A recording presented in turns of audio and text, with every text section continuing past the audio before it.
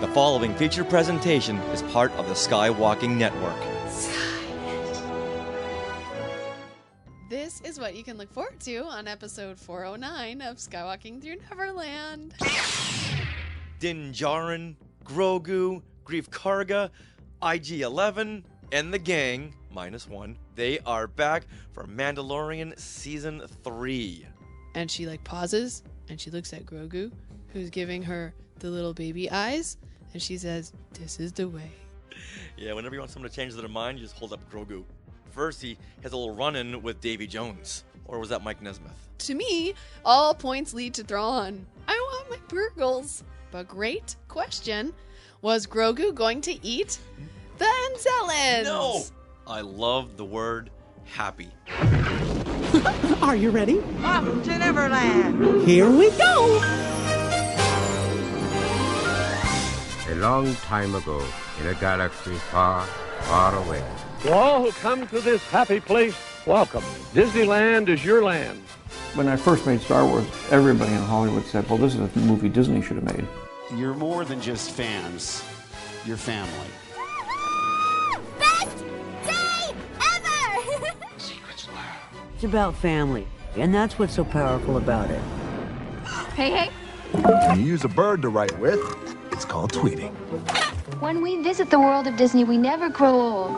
It's a Peter Pan, Never Land that keeps us young in heart. This is Jedi Master Obi-Wan Kenobi, and you are skywalking through Neverland. I have a good feeling about this. Hey, Skywalkers! They are back. Din Djarin and his charge Ellie, and they... Hold on. Oh, that's the wrong Pedro Pascal series. Not Ellie, but Grogu. So many exciting adventures are coming up, and no one is infected. I just can't stop the crossovers. But now, we want to welcome everyone to SKYwalking Through Neverland. I am Richard Woloski, but now everyone please say hello to my sweetie wife Sarah, who cannot answer back because her throat is very, very sore. Her throat is sore because we saw the screening of the Mandalorian episodes 1 and 2 of the third season. We were at the premiere. Yeah. And we're just constantly yelling and screaming, and Sarah got a little carried away. And then I learned that if you have a lot of caffeine and alcohol, that doesn't help when your throat is getting sore. So note for everyone. Hindsight is 20/20. You just do your best. We're all counting on you.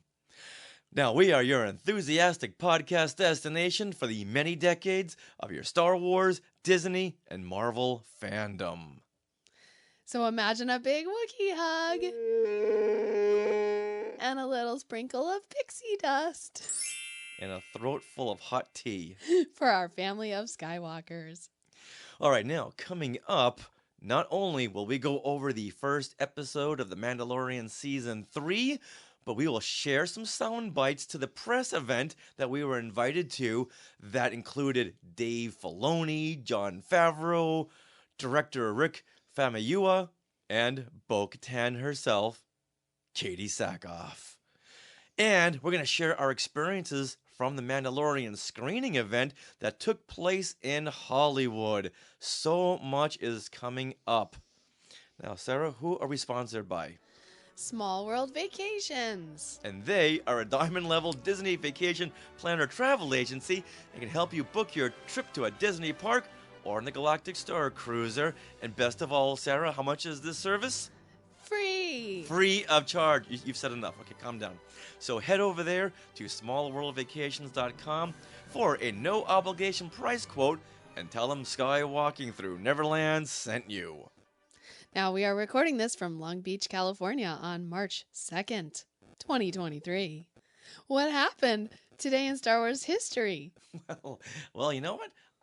A bunch of stuff happened, but I'll give you the top 2. How's that? Yes. All right. On this date, March the 2nd, in 1980, 43 years ago, an ad appears in the Sunday newspaper editions promoting a Kenner Star Wars sweepstakes to see a special premiere of The Empire Strikes Back.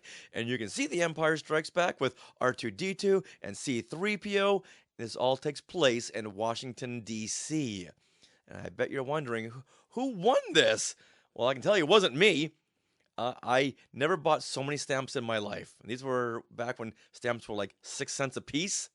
I bought a big, giant roll full. And they said, send in a postcard. So I went down to John's convenience store, and I bought all these Boston postcards and sent them off, hoping that would be me going to see The Empire Strikes Back with R2 and 3PO. But Steve Lang was one of the winners. And I tracked down Steve Lang, and if you go to our website and just look up Steve Lang, you'll see about this amazing time he had seeing the film with Billy D. Williams and David Prowse and Mark Hamill.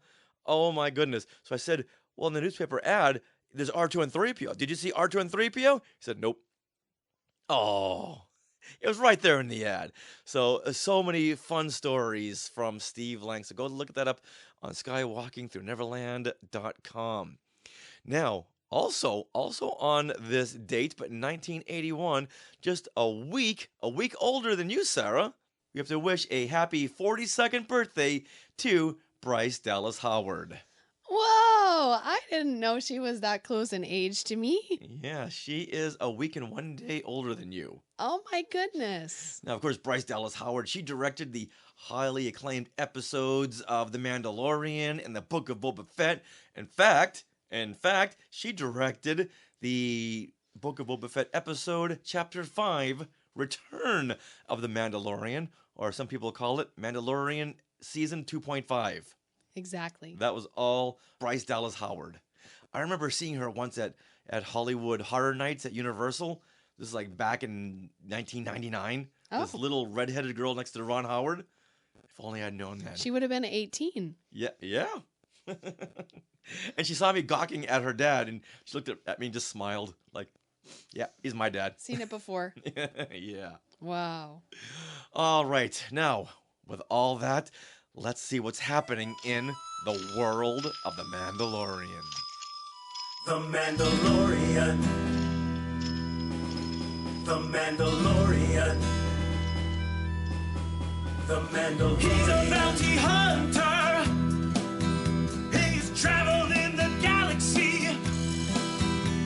He's picking up assets and blowing up Jawas and collecting the bounty. The Mandalorian. I have spoken. We've waited for this day for over 2 years. Can you imagine that? The last Mandalorian episode we saw was December of 2020. Over 2 years ago, that's when we saw Luke Skywalker. So, Din Djarin, Grogu, Greef Karga, IG-11, and the gang, -1, they are back for Mandalorian Season 3. Now, this 8-episode season began on March the 1st, and now we are here to break down the very first episode, Chapter 17, The Apostate. And we're going to play some highlight clips from the virtual press conference that we attended with executive producers Dave Filoni and Jon Favreau, director Rick Famuyiwa, and Bo-Katan herself, Katee Sackhoff. And we'll tell you about the screening we attended at the El Capitan Theater in Hollywood. We ran into some old podcasting friends, some old guest friends, people we've had on the show before. It was a great time until it started raining. Now, we saw the first 2 episodes, but don't worry, we're not going to say a word about what happens in the second one, even though we really want to. We're gonna stay hush on that. But if you haven't seen the first episode by now, be forewarned, there will be spoilers. Attention, Skywalkers. Spoilers ahead. Warning! Attention, Skywalkers. Spoilers ahead. Warning! Spoilers ahead. Spoilers ahead. All right, well, let's begin with a summary of Chapter 17, The Apostate. All right, now the episode begins with the armorer forging a new Mandalorian helmet and bestowing it upon a foundling in a ceremony located on a beach. Now, before the ceremony finishes, a giant alligator creature, Gargantugator, crashes the party, and the Mandalorians begin battling this big, giant creature, and they are losing until an N1 Naboo starfighter swoops in and takes out the creature. And guess who's flying that N1 Naboo starfighter? It's Din. And guess who pops up when he lands? Grogu! Ah. His little arm waving. And they save the day. Now later, the armorer reminds Din he's no longer Mandalorian because he took off his helmet, and Din must travel to the living waters of Mandalore to atone. This is the way, she replies. I'm guessing this was the very first scene that they were going to go with, and they thought, you know what, we're going to have a big battle scene to begin with, because when he walks in, she just lays in on him. Hey, just to remind you, you took off your helmet, okay? You're going to get back to those living waters. Where he's like, were you not there? I just saved all of you guys from that big Gargantugator. Yeah. Most people would have said thank you. Yeah. But I'm good. I'm good with this. No, she just lays into him. That's why I thought maybe there was another scene before this and they replaced it with the Gargantugator scene. Well, what I found it really funny about this scene was she was saying, well, you can't atone because you can't go to Mandalore. It's all glass, right? Mm-hmm. And he's like, well, I have proof that it might not be. And if I find those living waters, then maybe I can atone. And she like pauses and she looks at Grogu, who's giving her the little baby eyes. And she says, this is the way. It's so cute. Yeah, whenever you want someone to change their mind, you just hold up Grogu. Yeah. Now, to begin his quest, Din returns to Navarro and meets up with Greef Karga, who has become the High Magistrate, and he cleaned up the town. So if you see Navarro in Season 1 and now, it's like night and day. It's all well and good, except for the pirates. The pirates have invaded, but Greef, he takes them out, except for one, because he wants him to go back and tell the others, hey, maybe we should leave Navarro alone. Because Greef, even though he's the High Magistrate, he still packs a wallop. And these pirates consisted of, there was a Nikto, there was a Barada, and a Trandoshan. The best of the Star Wars creatures. And I just love that. And I'm getting too far ahead of myself here, but I love the fact that they were all wearing prosthetics, but yet they didn't loop their dialogue to make it sound more clean. Like if you watch the old Planet of the Apes movies and shows, you can tell they're trying to speak through all this foam latex, and it's the same here. So they didn't clean it up. They just left it a little muffled under that foam, and I just loved that little touch. Loved it. Now Din is on Navarro because he needs a droid. He needs a droid on his quest, and he wants none other than his old partner, IG-11, the nurse droid. But IG-11, when they've powered him back up, because he was a statue in the middle of the town, and his foot was on top of all these stormtrooper helmets because he saved the town. So now they have a monument to IG-11, and then Din starts him back up again, and he turns into Terma IG-11 Nader, and he just goes ballistic because he's reverting to his former psycho programming, which was to what? It was to kill Grogu. Kill Grogu, Kill yes. the asset, right? Yes. Yeah. Yeah, so that he went back to his original program, so he sees Grogu and just starts going nuts. So you have this half of a IG-11 crawling across the floor like the Terminator at the end of Terminator, the first one. It's just like the upper body and his like spine, and it was all stop motion, which another fantastic touch to the old days of the filmmaking style. After the droid is taken out, Mando heads to Calavella, a planet in the Mandalorian system. However, before he can get there, pirates come upon him. Yeah, they've been waiting. Yeah. Because he, not only did Greef Karga take out the pirates, but so did Din. He was off to the side. Right. And as soon as the S went down, he was right there. Mm. So the pirates are like, oh, all right. When you leave, we're gonna be on you. So as soon as Din leaves Navarro, all the pirates are right there. Mm-hmm. And they have this asteroid field chase battle, and it's pretty awesome. But Din gets away. But first, he has a little run-in with Davy Jones, or was that Mike Nesmith? It was the pirate on the ship was like, hey, you know what? You ain't getting away there. You turn in your ship. we'll let you go free. And then he's teaching Grogu, never trust a pirate. Nope. So he says to Davy Jones, I'm not a believer. And he takes off. So no, once he's at Calavella, they needed a better name for that, he visits Bo-Katan, who's just chilling in her abandoned castle on a throne in a very empty throne room. And she tells Din that the mines with the living waters are beneath the Civic Center in the city of Sundari. And that's where he's got to go. Now, if I'm not mistaken, she may have said the Staples Center, or did she say Civic Center? Civic Center, right? Not the Staples Center? I don't think it's the Staples Center anymore. Okay, all right. Who knows? Yeah. So now, with this, his next step in the quest is sealed, and he takes off. Roll credits. All right, so Sarah is back with her notes, and she's got the name of the Davy Jones pirate. Pirate King Gorian Shard. I like Davy Jones better. And the henchman pirate is Vane.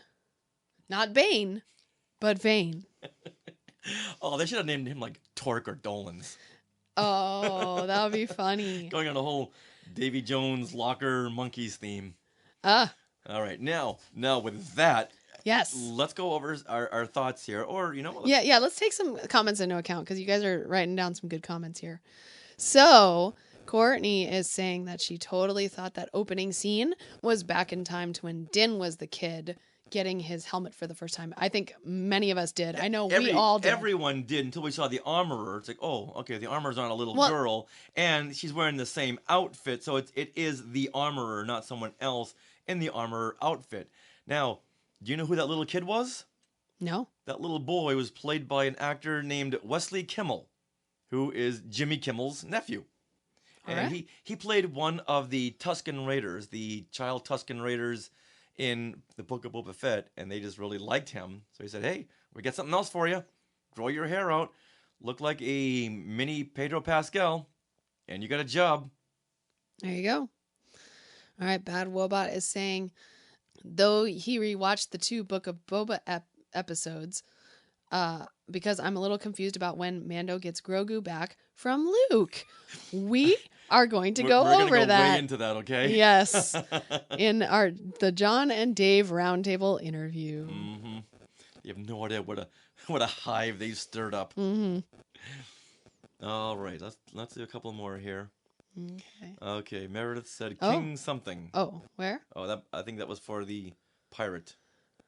All right. Yes. And then Courtney says, I love that establishing shot of Bo-Katan. In her throne. Now, do you think she's been sitting there all along? Or when she sees a starfighter pull up, it's like, oh, I'm going to go meet someone. I'll go to my throne and wait for them. You don't think she's been sitting there this whole time, do you? I don't know. I mean, I don't think so, but I thought it was funny how it was staged. Yeah. Yeah. Yeah. You're probably right. She sees the starfighter and is like, oh, okay. I'll go to the throne room. Yeah. That's where I meet people. I want them to see the rest of the castle because it's a mess I haven't picked up. Mm-hmm.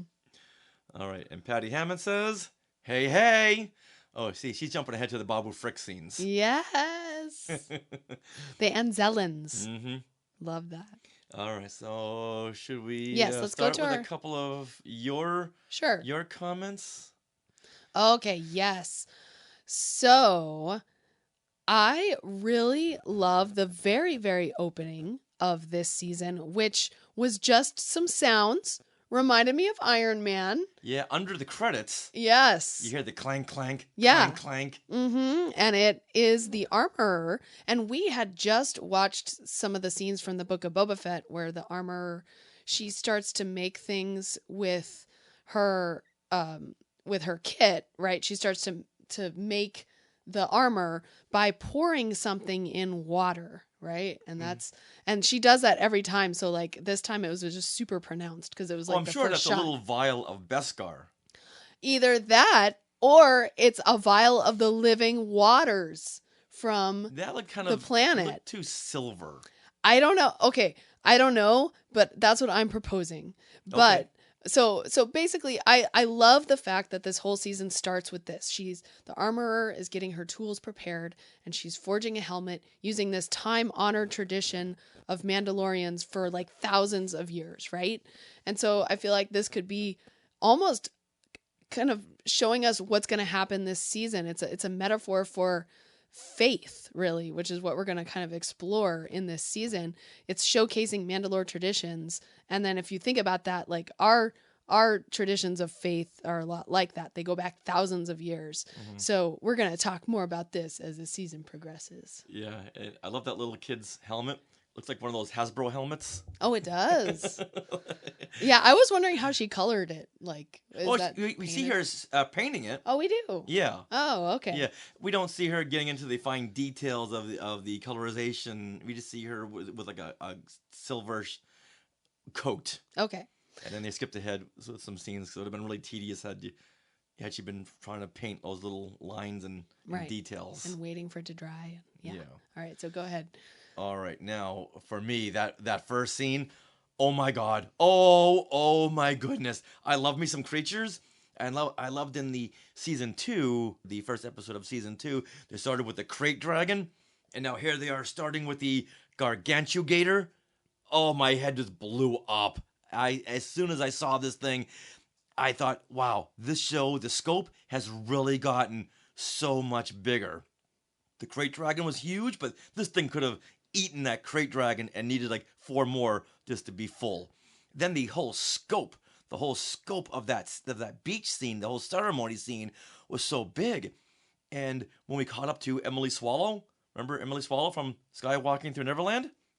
She does, because we said, hey, Emily, we cornered her in the Roosevelt Hotel, and we said, hey, it's us. She's like, oh, and she had a big smile on her face because she remembered us.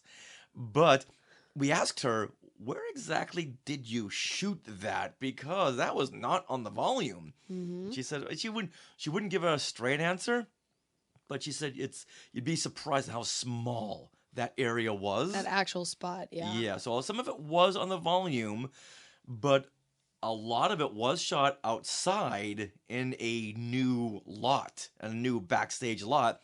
We found that out from Hal Hickel, the animation supervisor, who told us all about the shooting location there. It was just so I really needed to know where they shot that, because it did not look like the volume, didn't look like green screen. The whole scope was just so enormous. And Hal Hickel did mention that any scene that's like outdoors, there's really no comparison for shooting it outside. Yeah, because you need that sunlight. Yeah.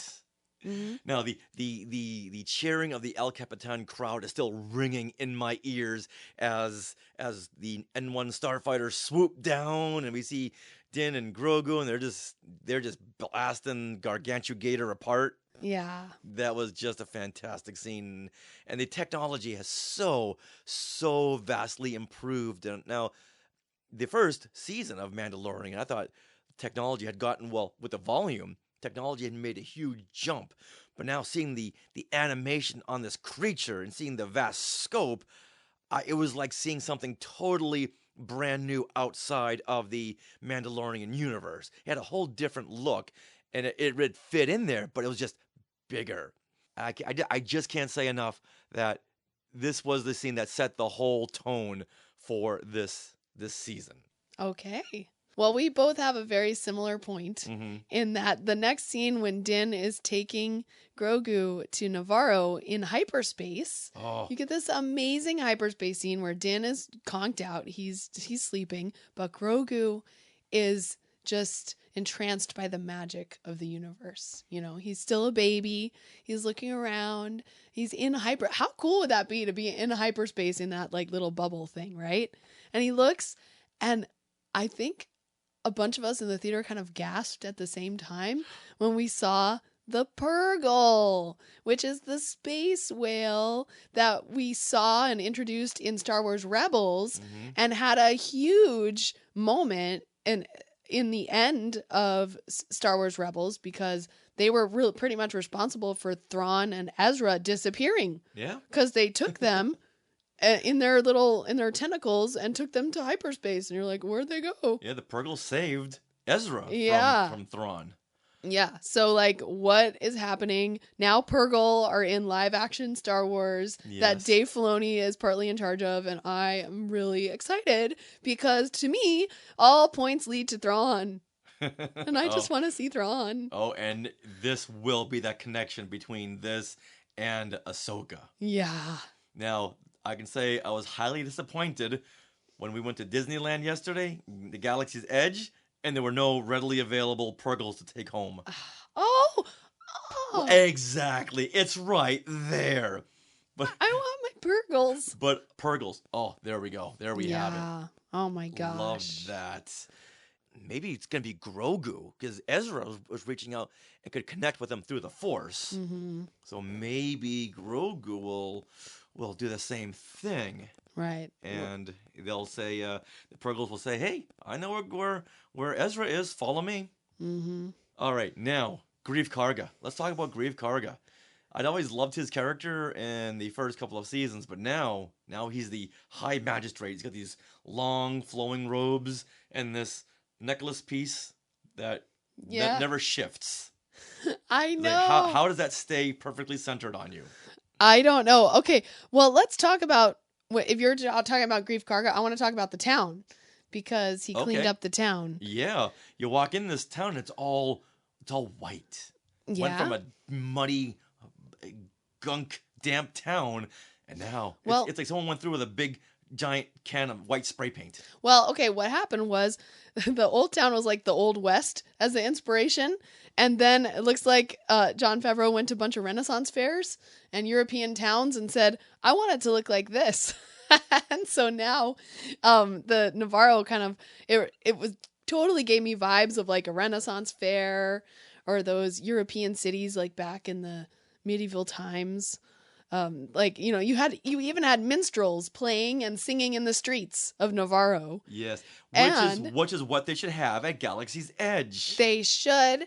And Greef Karga's the robes, they were being held by two droids. By two like Dio droids. Yeah, and he was basically kitted out like royalty in that era of the Renaissance fair and the medieval times. So I thought that was great, and even the color palette reflected those creams, the rich red and jewel tones that you often see. So I thought that was so amazing. And Meredith puts a fine point on it. We have to call him High Magistrate. Yes. Now, you're forgetting the one big detail. Quacking monkeys everywhere. Yes. They're like squirrels in a tree. They're all quacking monkeys. Okay, this is the creature effects artist coming out in me. They blinked. Whereas the original Salacious Crumb were just these two plastic eyes they just glued on the puppet. But here, they blinked. Oh, wow. It's a stupid comment, but I really honed in on their eyes. Like, oh, they blinked. So, not really like the quacking monkeys we were introduced to in Return of the Jedi. Now, when the droid came up to Greef Karga and Din and said, hey, there's someone out here that wants to meet you, and they're pirates. Oh, if you're going to call someone a pirate, who are you leading up to? Hondo Ohnaka.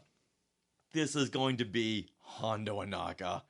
It wasn't, but I was grasping the arms to my chair, just squeezing. I think I ruined those things because I really wanted to see Hondo Ohnaka in live action. Nice. But you know what? We got Vane and the Trandoshans, so we'll deal with that and Davy Jones. But still, you throw in some Hondo Ohnaka. Was I the only one who thought that? No, I don't know. Oh, see, well, Patty says Hondo. Yeah. Patty, did you think Hondo too? What else? What else you got?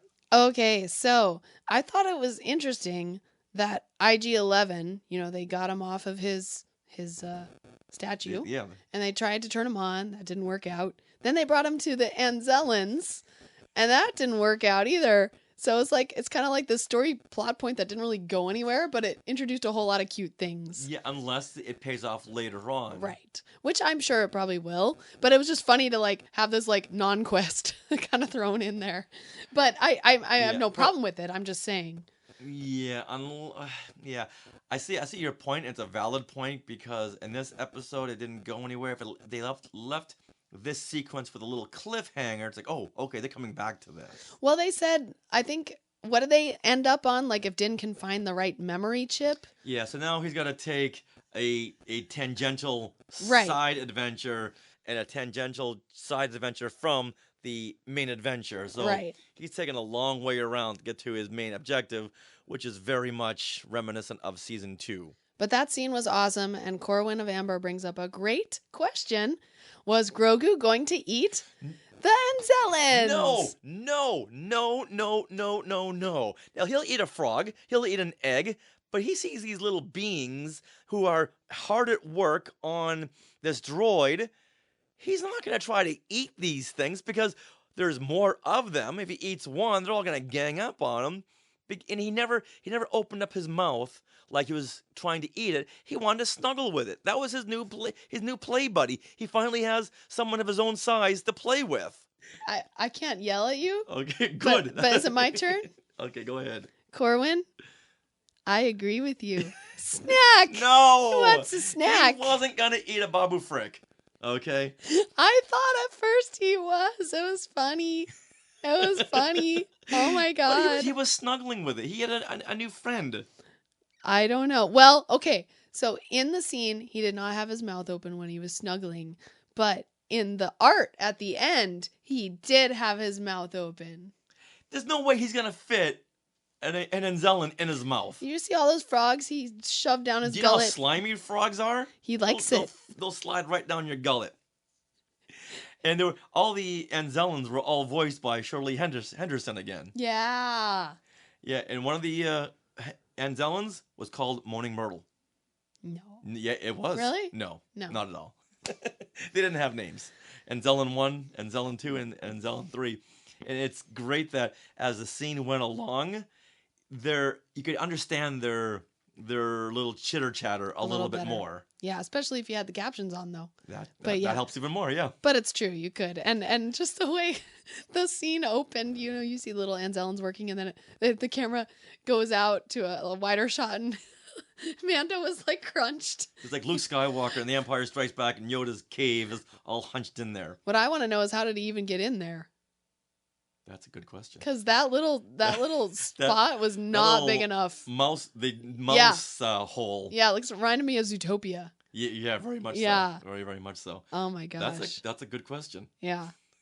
Because he was definitely not crawling in there. His shoulders wouldn't have fit. No, not at all. Not at all. All right, so we have got this great space battle, the asteroid battle with all the pirates, and he's just taking them out one by one. And that's, once again, we meet... Remind me of his name again. I want to call him Davy Jones. Gorian Shard. It does not roll off the tongue, y'all. No. It's so apparent they were going for that Davy Jones look with all the moss and tendrils hanging off this pirate. Yeah, it's like they plucked that pirate. Was it Davy Jones, the pirate dude in the Pirates of the Caribbean movies with the funky beard, and they just put him in space and gave him some green layovers.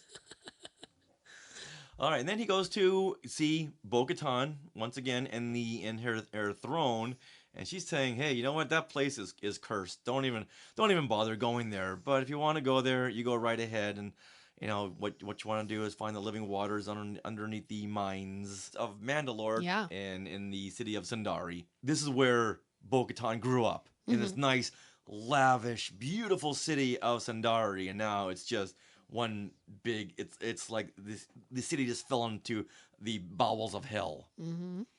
Oh, I do have a question about this scene. Okay. Because Din is on this quest, right? He needs to go to the living waters, but when he comes to Bo-Katan, the initial thing he says is not, "Hey, where do I find these living waters?" It is, "I came to join you." Mm-hmm.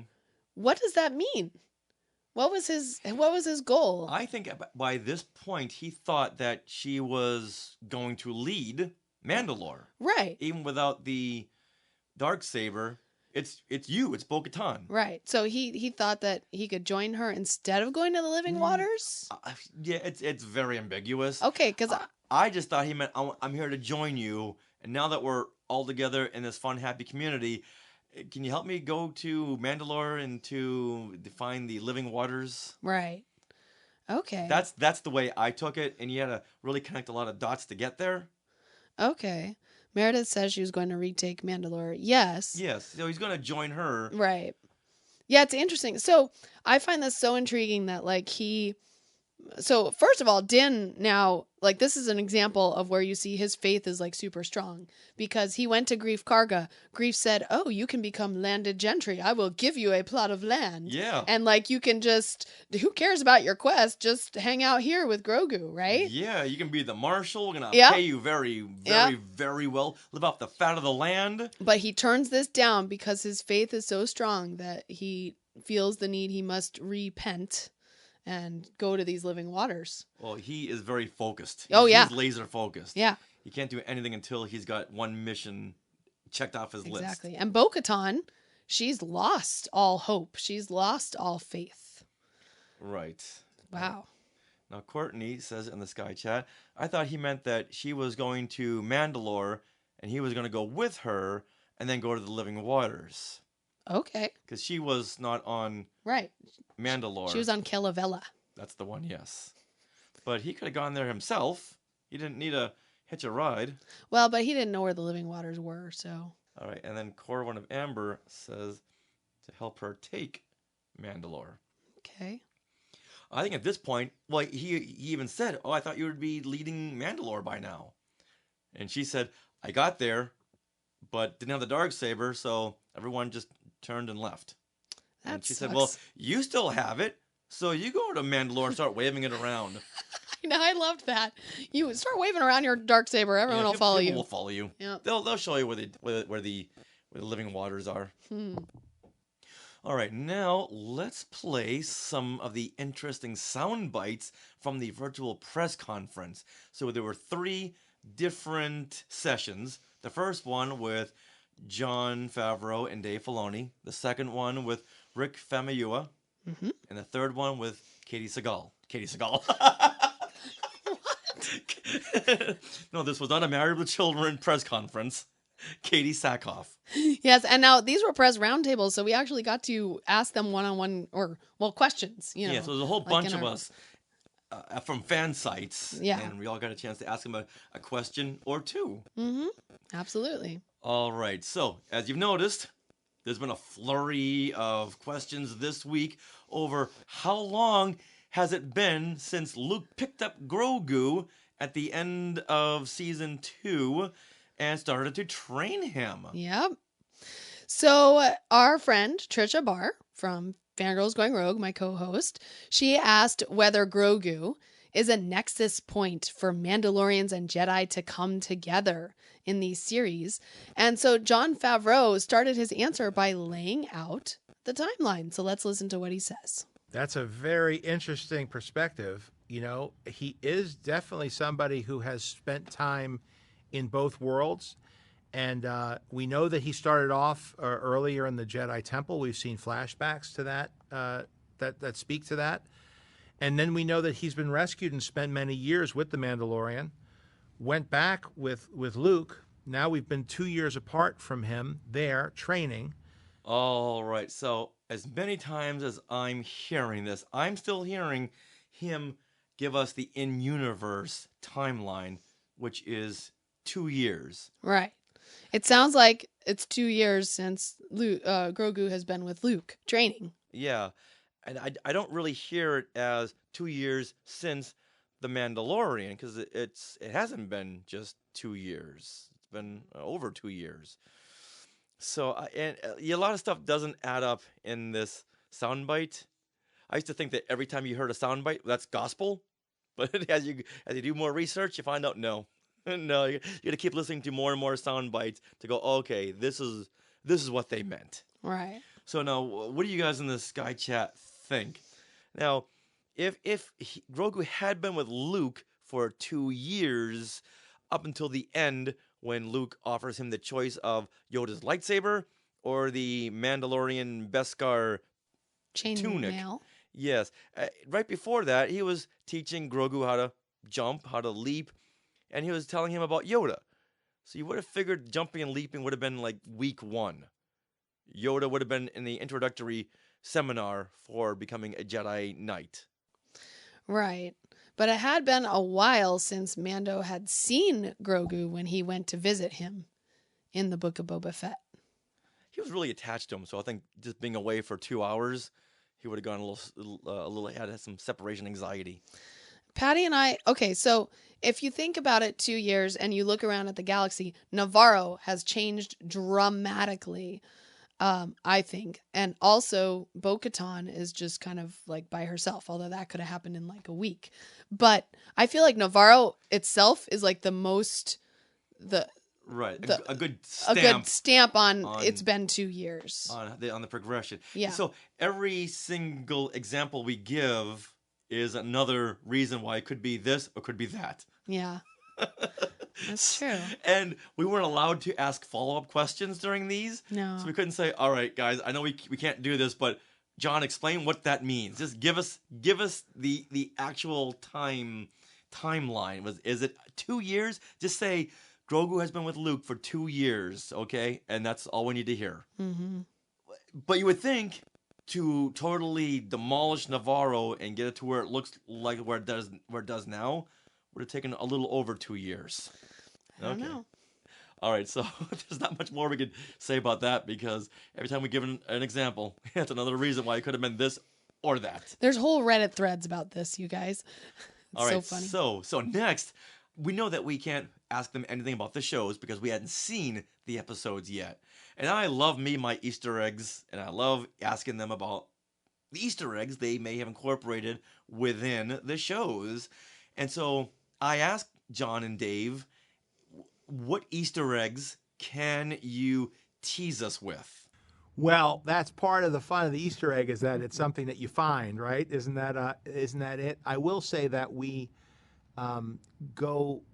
really try to do everything we can to find aspects of Star Wars that maybe is unexpected for us to include.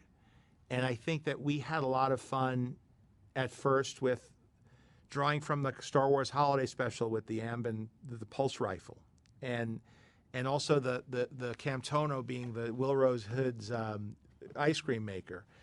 I think that the part of that I'm enjoying the most about this process is that no matter what part of fandom you're from and no matter what you grew up with and what era you connect with, we want to make sure that everybody we have something for everybody here and that everybody's welcome to be part of it, even if you're a new fan.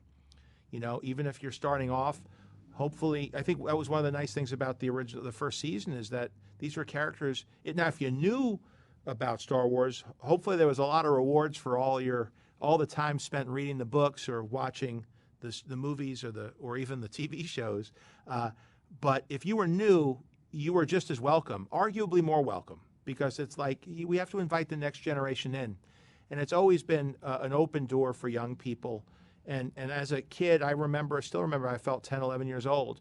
It felt like it was for me, but it didn't feel like it was pandering.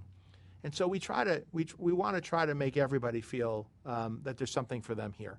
And we talk about that quite a bit. Mm-hmm. And we have directors from different segments of the entertainment world, bringing different perspectives, whether it's animation, independent film, So all of it is meant to really make it feel like how it feels when you're at a celebration, You have people from all around the world dressed as different characters, different ages, and everybody's happy and taking pictures together. That's what it feels like for us, and that's what we want to try to capture with the show. I love the word happy. Ironically, he is happy in the MCU, but he keeps saying that he wants everyone to be happy. I love that about that answer, and he could have just easily had said, well, they're Easter eggs, so you're on your own to go and find them. Right. But that's why I worded the question, can you tease us with some Easter eggs? Right. Just to see if you could give us one or two. But I love the fact that he's also saying that we're keeping the holiday special fans very happy. There's Boba Fett's pulse rifle. There you go. But also we want to keep everyone else happy too, which is a very fine line to tread. Because you can't keep Star Wars fans happy with anything, but I think he does it. Sometimes there'll be video game references in these, like the Dark Troopers. we had seen in the season finale for season 2. 2. Yes. So, and those are things like, I didn't know what those were because we're not gamers. So Right. I'm totally out of that. But there are so many people who got so excited about those because that's their Star Wars. Yeah.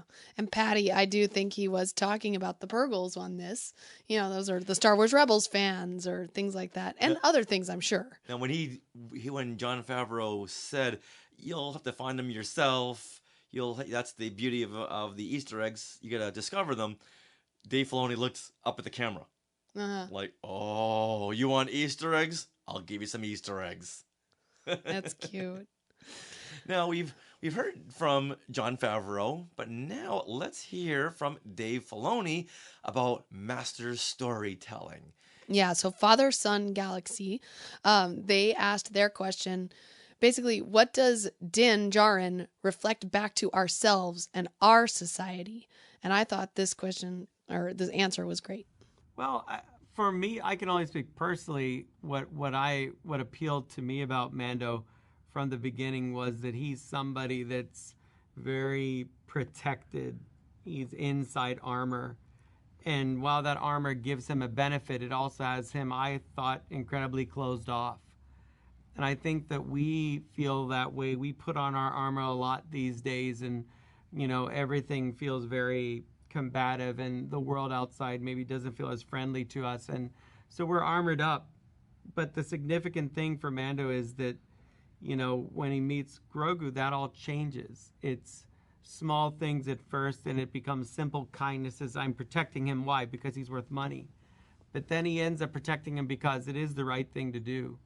And so I think that, you know, Mando as a character is reflecting this armor, but we have to ask ourselves, what does that armor really mean? What is its value? It is his face, but when he finally takes the helmet off and Grogu sees his face and he touches his face at the end of season 2, it becomes something more. It becomes, I'm showing you my true face, my true self. I'm allowing myself to be vulnerable. So I think that those are the things that really appeal to me about Mando, and it's allowing us maybe to take our own helmet off and be more visible to people. Another great answer, and I think he's talking about social media. Yes. Oh, yeah. That's being people's armor. No one can get through to me. Why? Because I've got this helmet on, and the helmet is the fact that they're anonymous. Mm-hmm. I thought that was great, and actually throughout this particular roundtable session, they kept on referring back to how Mandalorian reflects our society, or we should kind of reflects ourselves. And so definitely, you know, go check out the YouTube video on our channel with the whole interview. But yeah, and just to check out Dave and John's looks at each other. It's so funny. Oh, that speaks volumes. Yeah. Oh, and at the very end of that roundtable session, so I believe there's 5 of us here. 5 of us. But let me just play at the very end. It was really fun. Also, when everyone, they're saying goodbye to everyone and they're closing out everyone from the Zoom chat. Yeah. And it's a lot of times the talent, they don't know that we're still there, and you get to hear a little bit of their private conversations. Mm-hmm. And this is what John and Dave said to each other. Great question. Yeah, always great questions. Always. Aww. It wasn't like hey, they're trying to butter us up or let's throw them a bone. But yeah, we were all I don't think they knew that we were still there. But Sarah and I were the last screens, so we got that little bit of extra dialogue. That was cute. Yeah. It's great to feel validated, and your questions are something that they really get into, because you go to the Entertainment Weeklies or Vanity Fairs or some of those other bigger sites, and they're asking the same questions. They're not going into Purgles. They're not going deep in the weeds. Yeah. No. They not like you guys watching either. All right, now let's switch gears to Rick Famuyiwa, the executive producer for season 3 and director, as the director for this first episode. Mm-hmm. Yeah, and I always wanted to know about the music. So, and doing research for these questions, we realized, oh my gosh, it's not Ludwig Göransson for this season as the composer. It's going to be Joseph Shirley. And we didn't really know anything about Joseph Shirley, but he did Boba Fett. He did the book of Boba Fett. Oh, that's right. Okay. Yes. Yeah, so we asked Rick, what musical direction did he have for Joseph Shirley? Hey there, I am Richard from SKYwalking Through Neverland, and it's so great to speak with you. Hey, good to talk to you too. For the episode that you directed for season 3, was there a particular musical direction you gave Joseph Shirley that you can tease us with? Well, I mean, I think first of all, I think Joe's work on this has been phenomenal, and obviously, he's worked with Ludwig and been a part of that, and sort of continues on those themes that were built, but also just because of the size and scope and scale of this season, and I think they've all been big in their own right, but this certainly has a very cinematic feel to it. So I think what Joe has done throughout the season is build upon that, and some of those themes feel very much like the ones that we know and love and are familiar with, because of just the scale of the show now sort of warranted something like that. So I do feel like we're feeling some of the opera and this season around as Joe starts to tackle the music. So, well, thank you very much, and you have spoken. I have. So I always begin all my questions with, what can you tease us with? Because they can't tell us a thing. Feeling some of the opera. Yeah. That was a cool phrase. I loved that. Patty noticed that the music felt different in the first episode. Yeah, it did. It did feel more cinematic. Now that he said that, and I watched the episode, I feel like, especially in the pirate scene, there was a really cool. Okay, so the pirate scene when the in the space, so the space battle with the space pirates, they were using the part of the Mandalorian theme almost like a horn call, like a battle cry, and I thought that was a really neat way to use that. See, when I'm watching it, I don't really hear the music because I'm such a more of a visual person. So I can't wait to hear the soundtracks when they release them. Definitely. Then I'll really be able to hear it. All right. Well, Rick is now executive producer. And so Dan Z of Coffee with Kenobi asked, how has his role shifted now? And I loved his answer, because we were actually going to ask a question similar to this if we had gotten a round 2 of questions, but we didn't. So we're glad that Dan did. So let's hear what Rick has to say. What's been incredible about this experience is, of course, my Star Wars fandom and geekdom has been, thoroughly expressed, but really the environment that was created by Jon Favreau and Dave Filoni as this show was coming together really set the tone for the experience of making this story, and it was so collaborative and so open, and he was so open to each director bringing their point of view to the larger storytelling, that it really created a sort of a family dynamic in terms of how these stories come together. And it didn't feel like you're sort of passing a story from one person to another, but everyone was sort of telling the same story and sort of understood it. And there was a unique way that first season came together, because we were all sort of new to the technology and sort of had to really know what everyone else was doing. That informed the process moving forward. So because it's always been that, and Jon has sort of been the one who has done most of the writing, if not all of it, it doesn't have the feel of what I guess would be traditional television. So it's always felt very collaborative in that way. So as my role expanded, specifically because I was also writing, and after the first episode I directed, Jon asked me to do another episode and also write on it. I've had the opportunity to sort of be a part of his process and that process as he's been writing and thinking about the seasons as they're coming together, and that was the case in season 2. He asked me to write an episode, and so that meant hearing and talking to him about his process and what he was bringing together, and talking to Dave and trying to make sure it all lined up as I was writing, because it wasn't like a traditional writer's room.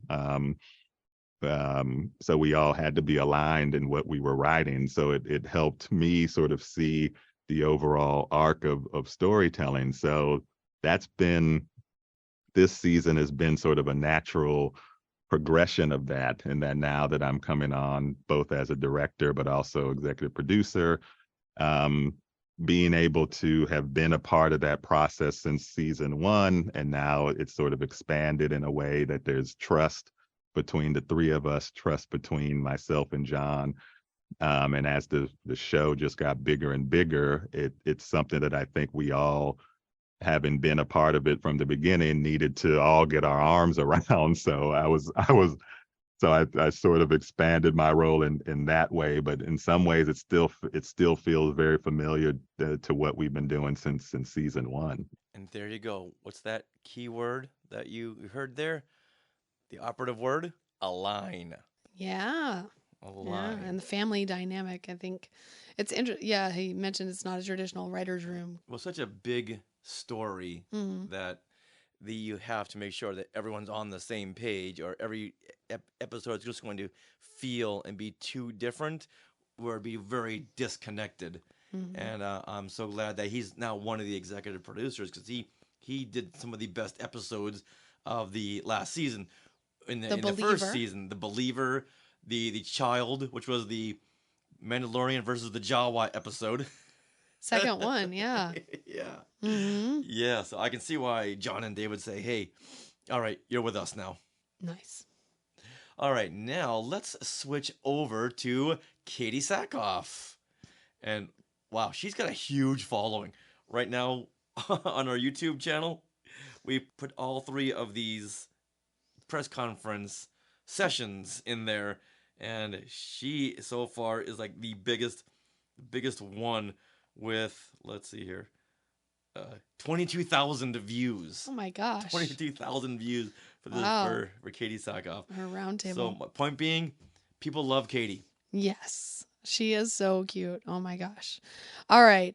So, Richard. So we started off with a question that, Sarah, you really wanted to know about, in personalizing Bo-Katan's armor, because the Mandalorians, they all personalize their armor in one way or another. But Katee, how did you personalize your armor? Did you put any Katee Sackhoff Easter eggs in there?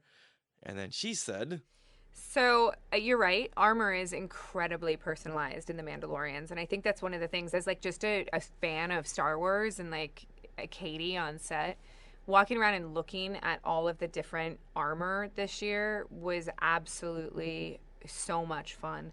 Our costume department is just unmatched. They're so good at what they do. And you see how I'm avoiding the question that you asked me, right? Yes, I noticed that. We'll see. Kerwin. Okay, got it. Thank you. What a face. Yeah, her eyes are darting around. Yeah. It's like she's watching a very fast-paced tennis match. Because she did not know how to answer that. But seeing the first episode now, I don't really see anything different about her armor. But then again, we're sort of enraptured in the story. Well, we're at the beginning, so Right. she hasn't grown or changed at all. Yeah. We'll see. We'll see. It's funny how she even acknowledges the fact that she's avoiding the question. Yeah. Where anyone else they'll answer a question you didn't ask and go on with it and play like they answered your question. Yeah, that was funny. All right, now Father Son Galaxy asked about voice acting versus live action for Bo-Katan. So, and listen to this answer, because I've really found myself thinking about her answer as I watched these episodes. Oh, it makes a whole lot of sense now. Such a good question. Okay, so voice acting for Bo-Katan is a completely different medium. When I'm in the voice recording booth, I can do whatever I want with my body. I'm not restricted. There is a level of freedom that comes from just focusing on what your voice is doing and not having to think about what your hands are doing at the same time. And so then once I started playing Bo-Katan in live action, all of a sudden I had to figure out how she moved, how she walked, how she carried herself. What did her hands do? And what I realized from watching the animation and then putting on her armor and having played the voice for so long, what I realized is that Bo is incredibly stoic and she is purposeful with her movements. When she moves and when she speaks, it's very intentional. And so I had to calm myself when I played her and make sure that I didn't move as much as I do in the booth. So when I put the helmet on and play Bo-Katan, it is the closest thing. I love it because all of a sudden my face can do whatever it wants to, and I don't have to worry about that I look like Katee, who's like excited that she's in Star Wars. I'm guessing she's got a big smile underneath that helmet I know. every step of the way. That's so cute. All right, so now they had cycled through everybody, and it was time to ask a second question. Like, yes. Oh, boy. And sometimes you'll have a couple of questions planned out because sometimes someone will ask your question. Oh, yeah. Or if they do come around to you again, you want to be ready for another question. I don't think we're ready for the second cycle. So when they called on us, I just opened my mouth and let's see what comes out. Hey there, good to speak with you again. It's only been a couple of minutes. You've been to so many conventions, meeting so many fans. What memories do you have of meeting someone who either brought a tear to your eye or made you laugh really hard? Yeah. Oh my gosh, there's so many. You know, I've been doing this for a long time now. And one of the things that I always found to be incredibly important is going to conventions. It is part of the sci-fi world. It is part of the fan base. And I think that to deny that is a disservice to the genre. And I love going and talking to the fans and listening to what they liked about the thing that I did, or talking about some other project that we both think is really fun. You know, it's something that's really important to me. And there's been moments that I've laughed hysterically. You know, I was just at a convention and I told the story of basically how I, you know, peed on myself in costume. It was fantastic. You know, my suit is a one piece and I have to go to the restroom like normal person. And we couldn't get the whole thing off fast enough. And so they created a zipper for me to try out, and it didn't work. So we scrapped that idea and then just got more proficient at taking the suit off. So I try to make conventions fun, and I try to give away little tidbits of, you know, information that people won't get anywhere else because it's, you know, hysterical. Well, thank you very much. And you aren't the only actress who's peed on herself in a Star Wars film or TV show. Listen, when you are in all of this stuff, you're lucky if that's all you do. And I was alluding to the time when we had spoken to Mickey Herman, who was the double for C-3PO for the Star Wars reshoots and pickup shots in Death Valley. And when you're in C-3PO, you can't get out of that costume very quickly. So if nature calls, you have to answer. I thought Samantha Aline also had some problems. I think you're right about that too. Yeah, that's who I thought of when you when you said that. Wow. Right. I thought it was very brave of her to say that. Mm-hmm. Oh yeah. Well, she paused before she said it. She's like, "Yeah, I'll say it. Whatever." A lot of people will not admit that. No. And I love the fact that she says that she saves these little anecdotes for conventions, things you don't hear in interviews. I think that is so incredibly smart. I because agree. How many convention panels have you been to? It's like, Got to hear this story again. I like the story, but heard it so many times. And now going to see her, you just know that, oh, okay, I'm gonna really focus here because I know we're gonna hear some nice juicy story nuggets. If you want to see and hear any more of the full roundtables that we participated in, just make sure to check our YouTube channel. The 3 videos are right there. They're in a playlist as well. I made a playlist. And yeah, they're going bananas over there. Lots of views. Yeah, so give the Dave and John and the Rick Famuyiwa video a little love because they're a little below Katee Sackhoff's numbers. All right, with that, let's tell you now about the screening. Last week, we got the invite to attend the Mandalorian Season 3 launch. Mm-hmm. Well, they didn't call it a world premiere or premiere. It was the launch. Like, oh, great, this is fantastic. Get to see the Mandalorian up on the big screen, which, aside from little snippets at conventions, I don't think we've ever seen the Mandalorian up on the big screen. No, this is really neat. Yeah. So they had the big marquees outside the El Capitan Theater on Hollywood Boulevard. You had all the Star Wars fans all running around Hollywood Boulevard. People in costumes, the Mandalorian mercs, the Rebel Legion, the 501st. And before we went into the screening, we were invited to a little get-together by Lillian Noble, and she is our contact over at Lucasfilm. So she thought, hey, you know what? I've never really met a lot of these people, so let's do a little get-together so we can meet face-to-face. Mm-hmm. Yeah, so we got to see Trisha Barr, but then also Caitlin and Charlotte from Sky Talkers podcast, Katrina Dennis. We also met Aruzo Amin, and then Brian Young from Full of Sith, and also Gus from Triad of the Force. Yeah, we've seen a lot of these people just in little tiny Zoom boxes. On screens, yeah. During press conferences. So it was fun to get together and really just talk. Now, once again, the screening was held at the El Capitan on Hollywood Boulevard. There were so many Star Wars celebrities in the crowd. Once again, we saw Misty Rosas. It was always fun to see her.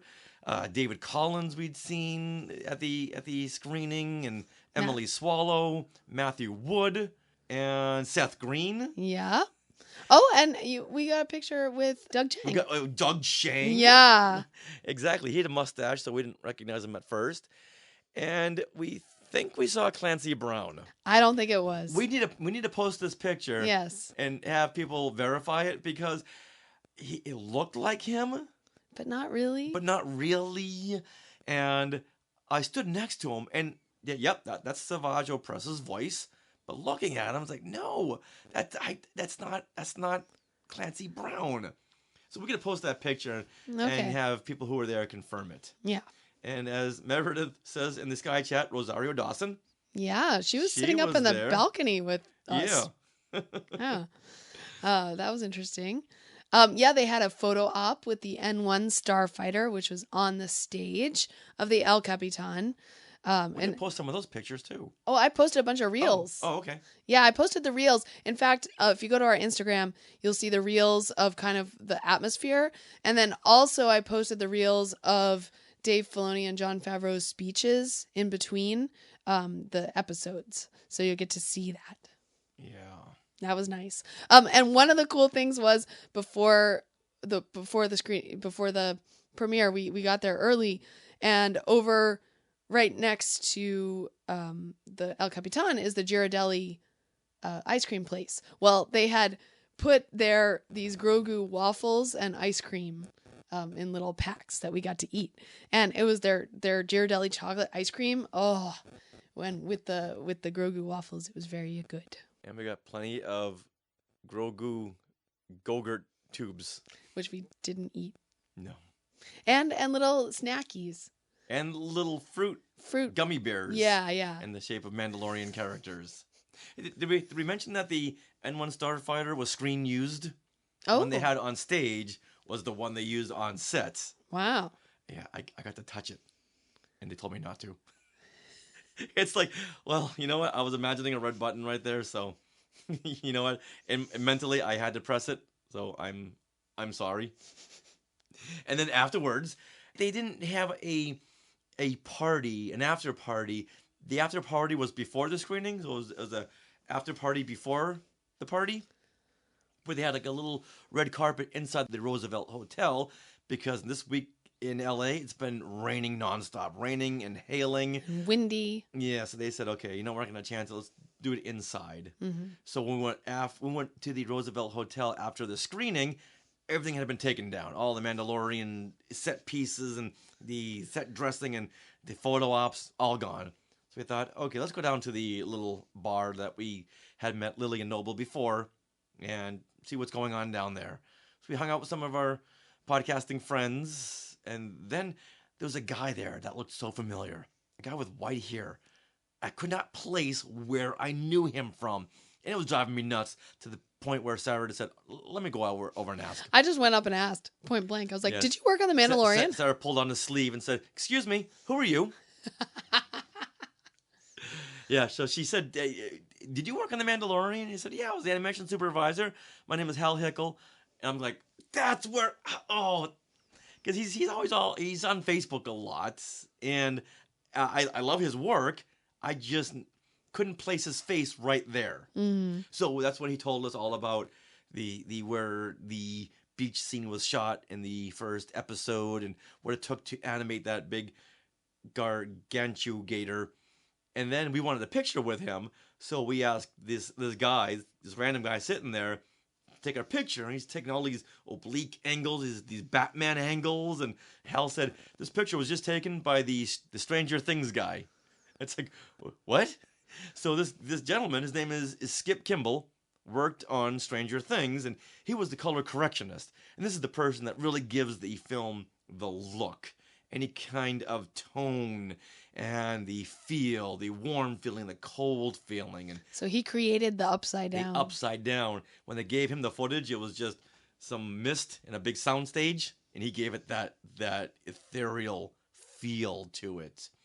And we said, so did you work on Mandalorian? He said, no, I'm working on Indiana Jones and the Dial of Destiny.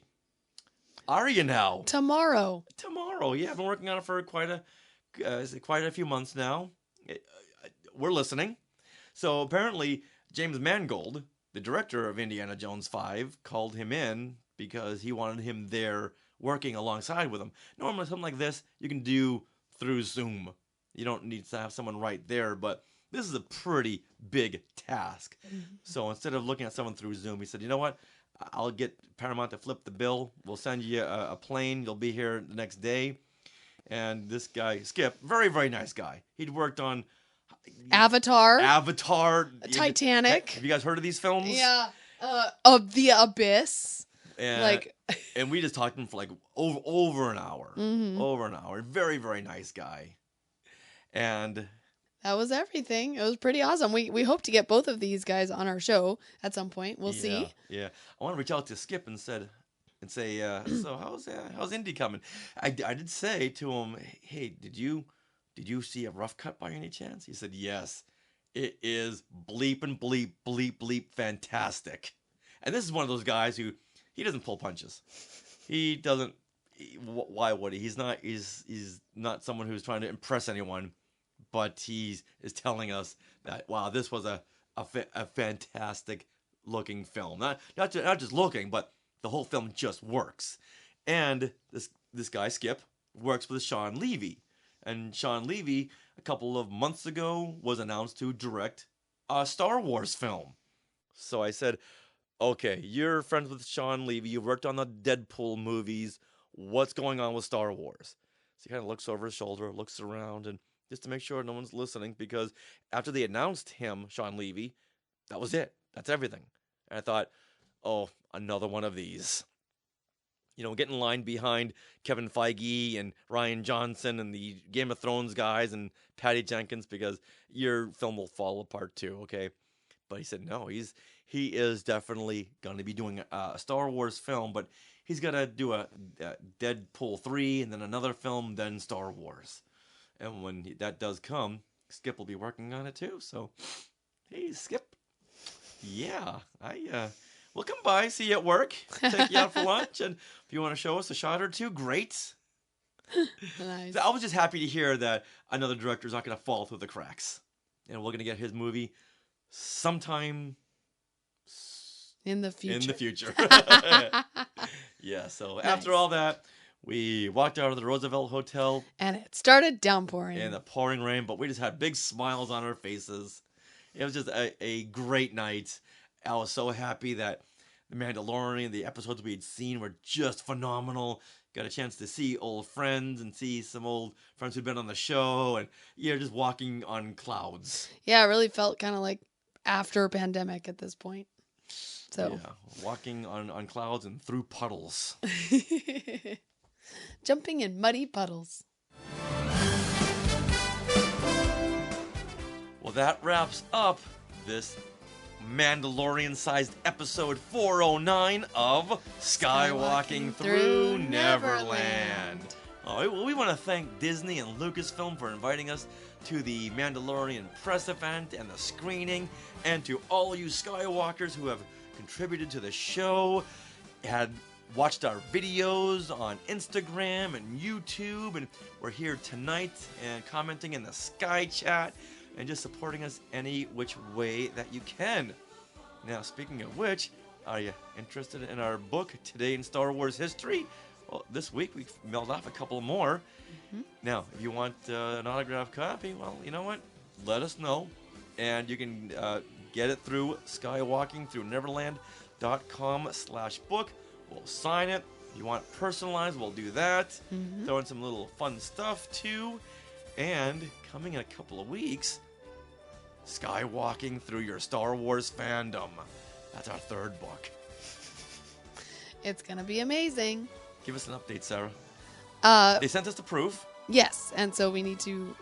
Well, we've been editing things. We're going to soon send out for another proof. Like tomorrow, right? Soon. All right, tomorrow we'll get a proof because we need these by WonderCon. All right, now we want to thank our sponsor, Small World Vacations, for their continued support. Thinking of a trip to a Disney park? Well, you can fill out a Get a Quote form at smallworldvacations.com today. Their vacation planning service is free of charge. So tell them SKYwalking Through Neverland sent you, and you'll want to do this in June so you can come see Rogers the Musical with us. Woohoo! All right, now, do you want to support SKYwalking Through Neverland in any other way? Well, of course you do. Well, consider supporting us through the SKYwalking Force, which is our Patreon. The SKYwalking Force has access to bonus content in the form of our Zoom discussions on the latest Disney Plus shows. This week, we're going to start Mandalorian, but I don't know if Sarah's voice can take it. I know. Hopefully tomorrow night, right? Details to follow. Yeah.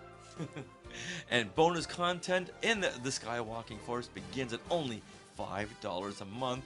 So head over there to skywalkingforce.com and have a look at all of those options. And thank you to one and to all if you are already part of the SKYwalking Force. Okay, everyone ready for this next part? We are part of the SKYwalking Network. Skynet. See, you can do that part. Where you can find other great shows like Talking Apes, the Max EFX Podcast, the Neverland Clubhouse, Totally Tell Me Everything, Star Warsologies, the YouTube shows Collectopolis, and Today in Star Wars History. Who's the first to jump on the Skynet? Courtney Turkel, followed by Meredith, all whispering Skynet. Now, if you want to get a hold of us on social media, on Twitter and Instagram, we are at SKYwalking Pod. Come join us in our Facebook group over there on the Facebook. And you can email us at share@skywalkingthrough.neverland.com. Now, don't forget to stick around for bloopers and other fun bits that didn't make it into the show.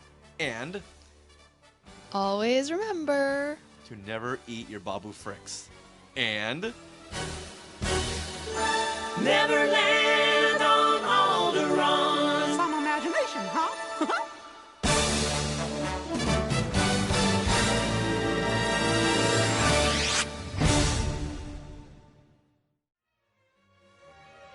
To our Skywalkers and Tweetwalkers, thanks for listening. Skywalking Through Neverland is created and produced by Richard and Sarah Woloski. Original music by Rob Dellinger. Creative consultant Mark Augushowitz. Technical advisor Peter Heitman. Facebook administrators Donald Wicks, Joey Pittman, and Norma Heitman. Skywalking Through Neverland is intended for entertainment and information purposes only. Any sounds, music, and clips played during this podcast are the property of their copyright holders. All original content is property of Skywalking Through Neverland, all rights reserved. Sorry, had to be said. It's Husky Sarah today. Yeah, Kathleen Turner Sarah today. This is what you can look forward to. I can't do that. You do it. No, you're doing great. All right. Everyone tell Sarah that she's doing great. Mando heads to Kalava. Calavella. Calavella. Now, after IG-11 is taken out, Mando heads to Kalevalava.